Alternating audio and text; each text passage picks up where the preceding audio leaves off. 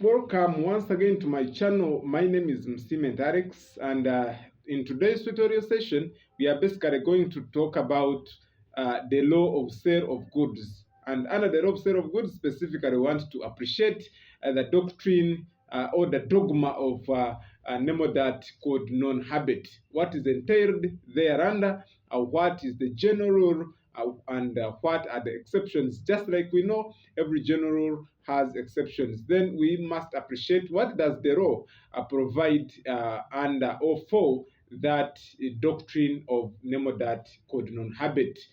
So basically, let's now jump direct and appreciate it. Basically, here the doctrine is to the effect that you cannot sell what you don't have. The doctrine is to the effect that you cannot pass what you do not have. The doctrine is to the effect that you cannot pass a better title than you, the seller, has. But we need to know that there are also circumstances where a person does not have authority to sell, but can sell and pass a better title, as we shall appreciate. I want us now to first appreciate the general rule and Section 29 of the Sale of Goods and Supply of Services Act, which basically provides that where goods are sold by the person who is not the owner, or without permission, express permission to pass to sell, then the buyer acquires no better title, except of course where the conduct of the owner precludes him from denying the transaction. That section provides for the general rule and at least one of the exceptions to the general rule. Basically, the general rule is that you cannot pass a better title than you, the seller, or you, the owner of the goods, has, of course. And the general rule, of course, was also established or espoused by Rod Denning in the case of Bishopsgate Motor Finance Corporation and versus Transport Breaks Limited. It's a case of 1949. That case brings out that very principle and general rule, which is to the effect that a person who is not the owner of the goods cannot pass a better title than the owner.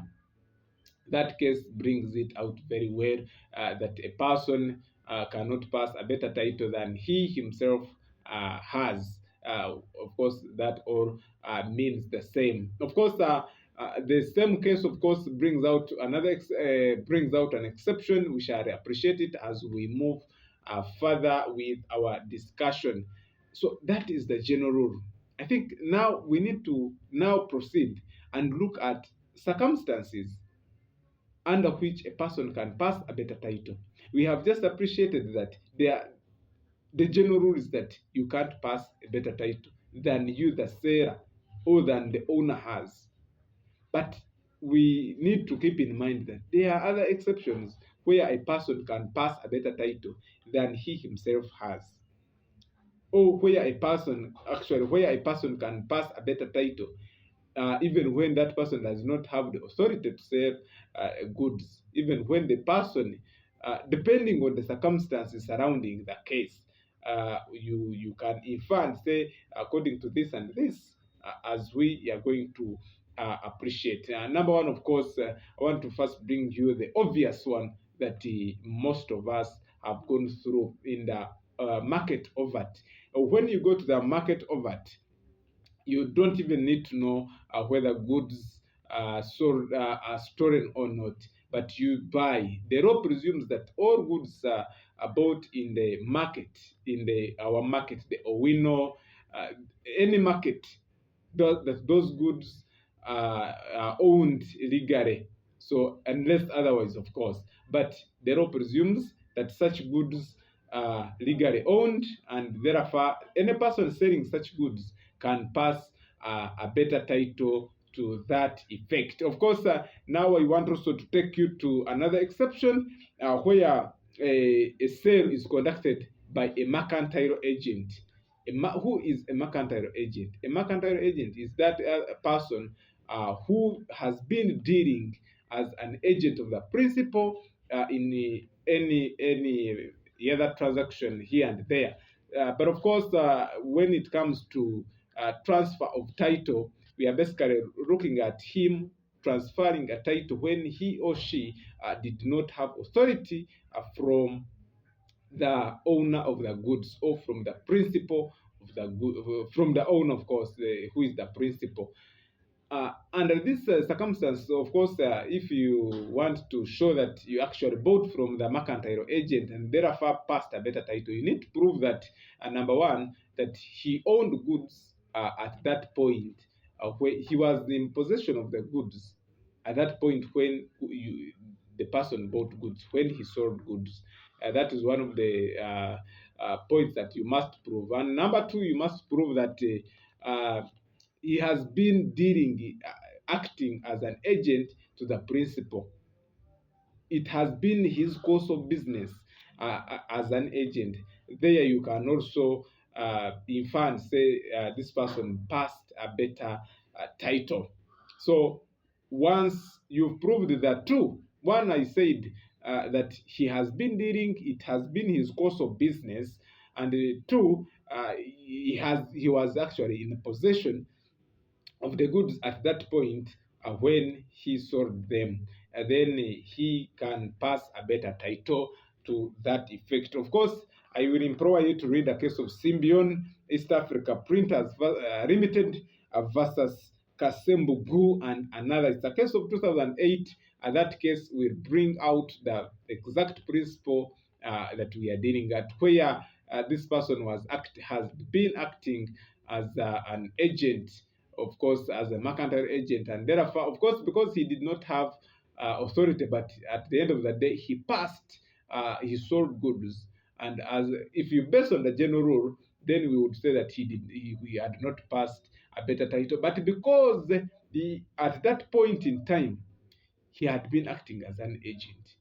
And at that point in time, he was in possession of the goods. Therefore, he passed a better title to that effect. So that case recognizes all transactions made by agents. Of course, it is presumed that he who acts, whatever thing is done by an agent, then the law presumes that he had authority, even if he does not have. I think now I want to take you to another exception, which is basically a sale by transfer by estoppel, transfer of title by estoppel. Estoppel, from our contract law, estoppel is where a person is stopped or is stopped from doing away with his earlier promise. For example, someone promised under a contract to do something, and if he tries to say no, then the doctrine of estoppel comes in to say no, you cannot distance yourself away from your earlier promise. That's the doctrine of estoppel. But in regard to this, it means that when you read section 29, it provides for this doctrine of estoppel, passing a title by estoppel, where it says that except where the conduct of the owner of the goods precludes him or her from denying the transaction entered at that point. So by the conduct of the owner of the goods, by the conduct of the owner of the goods, he or she is precluded or is stopped from denying the transaction. That is what it means. For example, let me give you the best example to this. For example, you say someone comes to your car and starts selling your cows. When he's selling your cows, you're even aiding him. You're showing him, you said that one, you said that one. He does not have authority, but you're even aiding him. It means by your conduct will actually preclude you, will deny you from denying, will stop you from denying the transaction that was entered by the other person, who of course had no permission or authority. But at the end of that day, because of your conduct, the transaction was allowed. The courts will uphold that and will actually say that you passed a better title by estoppel. That is very, very important. Of course, it now takes us to the case of Connor versus Clark. It's a case of 1995. That case espouses very well, it recognizes the fact that actually a title can be passed by estoppel. You need to appreciate that case and in regard to transfer of title by estoppel. Of course, now I have to take you to another exception, which is the sale by the seller in possession of the goods after a sale. Here, basically, the seller sold goods to a person, but remained in possession of the goods or documents of title to the goods. That means it will become very hard to say that if he sells them to another person, he would have passed a better title. It actually that person passes, that seller passes a better title to that other person, if it so happens. That is what the provision says. Oh, that is basically what the exception says.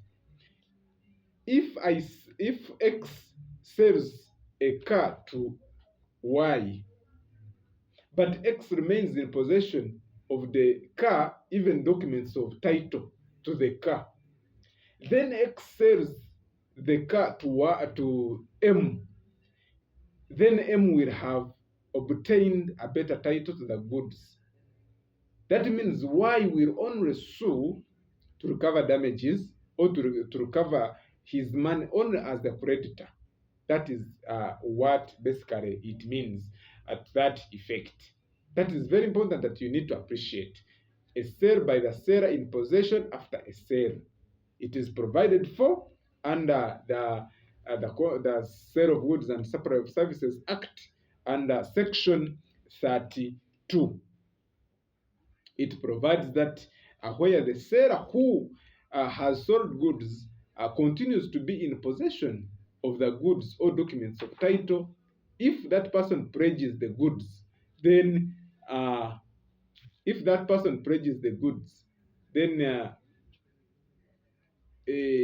the other person now gets a better title to the goods. That is what it means. Of course, then it takes you to the case of Bishopsgate Transport, Bishopsgate Motor Corporation versus Transport Brakes Limited. In that case, brings out a very good exception that a person who buys in good faith should acquire a better title, and that exception espoused by Lord Denning applies to that provision. It's a very good backup to that provision that you need to appreciate. Of course, now let me take you to another exception, sale by the joint owners. Right from our land law, we know that people can own land jointly. Even the Constitution provides for that under Article 26, that land can be owned by an individual or in association with others. So the moment you own land in association with others, then you are joint owners. And that is under co-ownership. When I take you to land law, that is co-ownership. So the moment one of the joint owners, if that person is allowed to be in possession of the goods at that point, if that person sells goods, then he will have passed a better title to the third party now, to any other person that he or she sells good. That other person will acquire a better title. That is very, very important. And you must appreciate it right from the beginning. Then there's also what we call a sale under avoidable title. Sale under avoidable title. Of course, this now takes us to the case of Phillips versus Brooks, Candy versus Lindsay. Those those cases bring out that principle of uh, sale by under avoidable title. You transfer a title under, the title was actually could have been avoided at the time of sale, but this person, for him, he did not he did not avoid it, and so he would have passed a better title. If a title was defective, but the buyer took it right, and he would have avoided that title. It was actually avoidable, but he actually accepted it. He would have received a better title to that effect.